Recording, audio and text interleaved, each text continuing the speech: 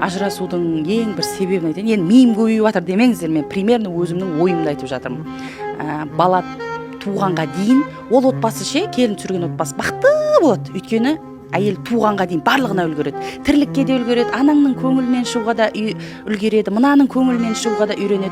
Сосын бала туғаннан кейін ода адаптация болады ғой балаға. Сол кезде депрессияға сәл кіріп шығып жүреді екі ортада. Сол уақытта ененің келінге адаптациясы басталады ғой. Так, бұл неғып жатып қалды. Неғып бұл тірлік істемейді. Анаяқ қора болып жатыр. Біз туса туыпты, бізде тудық кезінде деген сияқты. Күйеуіне айтады, сен ана бөлмеге жат, мына бөлмеге жат. Содан кейін ана күйеу ана әйелге көмектеспегеннен кейін арасында недоразумение пайда болады.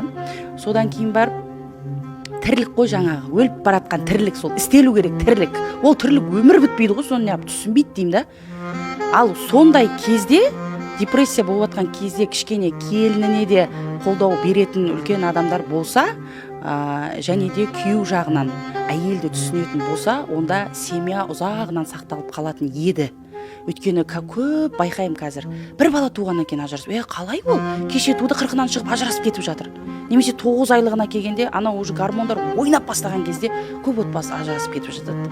40-на шыдадың ба? 41-не шыдасай?